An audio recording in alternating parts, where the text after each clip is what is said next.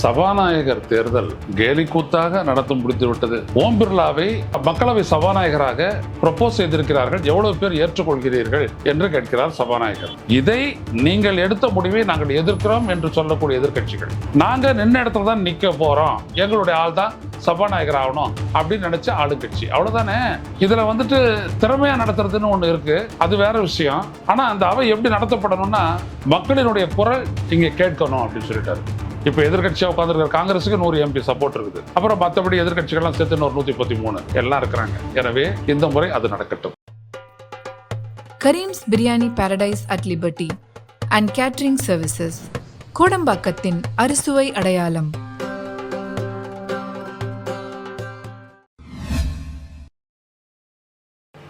வணக்கம் தோழர்களே.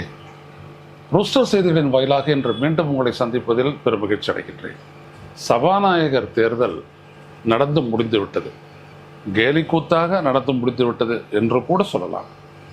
ஒரு நாட்டினுடைய நாடாளுமன்றத்தினுடைய சபாநாயகர் தேர்தலில் போட்டி ஏற்பட்டவுடன் வாக்கெடுப்பு நடத்துவது தானே நியதி, சரி. அதை மிக சாதாரணமாக தட்டி கழித்து விட்டு போய்விட்டார் தற்காலிகமாக இடைக்கால சபாநாயகராக நியமிக்கப்பட்ட பாஜக ஆதரவு ஒரிசா நாடாளுமன்ற உறுப்பினர். என்ன ஆச்சரியம்! இப்படி நான் நடக்கும் என்று சற்றும் எதிர்பார்க்கவில்லை. அதிர்ச்சி தான்.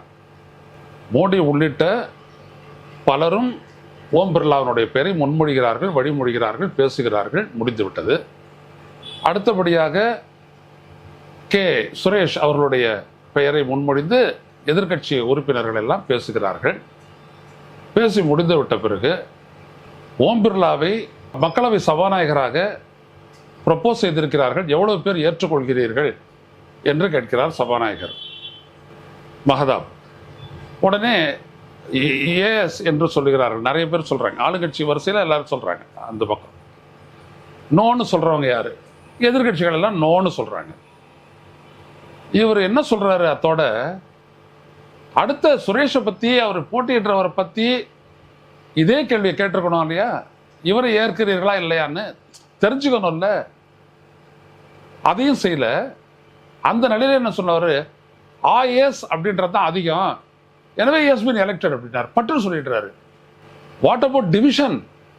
ஒரு உறுப்பினர் எடுத்து கேட்கிறாரு, வாட் அபவுட் டிவிஷன் என்னன்னா, அப்போ வாக்கெடுப்பு நடத்த வேண்டியது தானே, ஏன்னா எதிர்த்தும் குரல் கொடுக்குறாங்களே அப்படின்னும் போது, இல்லை அந்த ஸ்டேஜை கடந்துட்டோம் அப்படின்றார். We have crossed that stage அப்படின்னு சொல்றாரு மஹதாப். என்ன விதமான அநியாயம் இது? தொடக்கமே இப்படியா? அதாவது 293 பேர் உங்களுக்கு ஆதரவா இருக்காங்க. அட 300 பேரா கூட இருக்கட்டும், வாக்கெடுப்பு நடத்துங்க, அவங்க பட்டனை பிரஸ் பண்ணட்டும், இவங்களும் பிரஸ் பண்ணுவாங்க. ஆதரவு எதிர்ப்பு இவ்வளவு, ஆதரவு எவ்வளவு, எதிர்ப்பு எவ்வளவு, 240 243 ஏதோ ஒன்று வரணும். ஏன் அதை தவிர்த்தீங்க? ஏன் ஒரு பக்கம் மட்டும் இவரது ஏற்றுக்கொள்கிறீர்களா இல்லையா, அது எஸ் அதிகமாயிடுச்சுன்னா அப்படியே ஏன் ஒரு தலைப்பட்சமா முடிவுக்கு வந்தீங்க நீங்க? அப்போ ஏதோ ஒரு பலவீனத்தை மறைக்கிறீங்க. மறைப்பதற்காக நடத்தப்பட்ட கூத்து இது.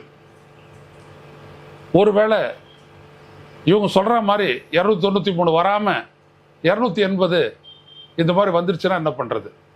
அவங்க 233 தானே சொல்லிட்டு இருக்கிறோம். அவங்க ஒரு நாள் 245 250 வந்துச்சுன்னா எடுத்த உடனே அது ஒரு பெரிய விவாத பொருள் ஆகுமே. நாட்டில் எதிர்ப்பு அதிகரிச்சுட்டு இருக்குது அப்படின்றது தெரிஞ்சிடும். அப்படின்ற அச்சம் தானே காரணம். பின்ன இந்த அச்சம் இல்லாம டிவிஷனுக்கு போகாதனுடைய காரணம் என்ன? அதான் நீங்க கேள்வி. அங்கே யாரும் கேட்கல. சரி போ, அவங்க தான் ஜெயிப்பாங்கன்றது தெரியும், அது வேற விஷயம். பேருக்காக ஒன்றும் போட்டியிடலை. இதை நீங்கள் எடுத்த முடிவை நாங்கள் எதிர்க்கிறோம் என்று சொல்லக்கூடிய எதிர்கட்சிகள், நாங்க நின்ன இடத்துல தான் நிக்க போறோம், எங்களுடைய ஆள் தான் சபாநாயகர் ஆகணும் அப்படின்னு நினைச்ச ஆளுங்கட்சி. அவ்வளவுதானே. அதை டிவிஷனை வச்சு நீங்க எண்ணிக்கையில திட்டத்திலேயே செஞ்சுட்டு போகலாம்ல. செய்யலை. ஆனா அதெல்லாம் பத்தி ஒன்றும் இல்லை. அவரை கூட்டம், நான் அவரை என்னுடைய இந்த இடத்துக்கு பொறுப்பை ஏற்குமாறு கேட்டுக்கொள்கிறேன் மஹதாப் சொன்ன உடனே ராகுல் காந்தி போறாரு. அவர் கை கொடுக்குறாரு மோடி கிட்ட, பிரதமர் மோடி கிட்ட.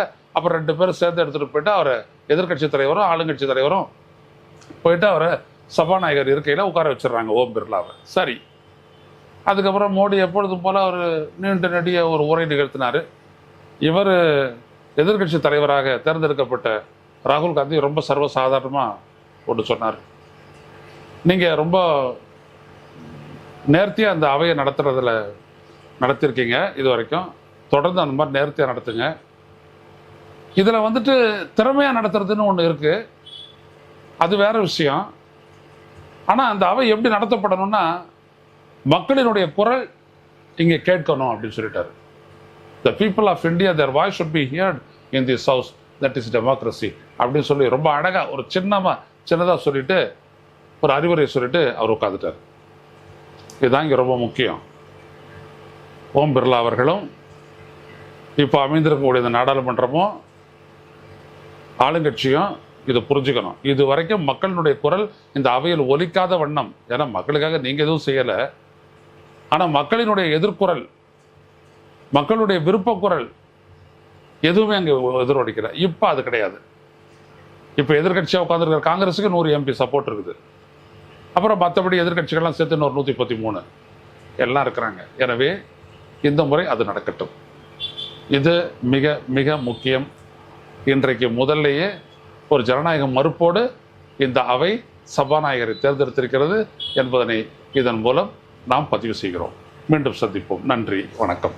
ஊடகம் கார்ப்பரேட் அரசியல்வாதிகளின் கைப்பாவையாக அடிமைகளாக இருந்தது போதும். இனி சாட்டை எடுத்து சுழற்றும் நேரம் வந்துவிட்டது. ஊடகம் பொதுமக்களாகிய உங்களுக்காக, உங்களாலேயே இயக்கப்பட வேண்டும். ஊடக சுதந்திரத்திற்காக உங்களின் பங்களிப்பை இன்றே அளித்திடுங்கள்.